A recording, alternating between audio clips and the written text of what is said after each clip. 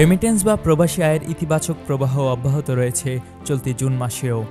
এ মাসের প্রথম 18 দিনে ব্যাংকিং চ্যানেলে প্রায় 1.86 বিলিয়ন বা $186 কোটি রেমিটেন্স পাঠিয়েছেন প্রবাসী বাংলাদেশিরা, দেশীয় মুদ্রায় যার পরিমাণ প্রায় 22,700 কোটি টাকা।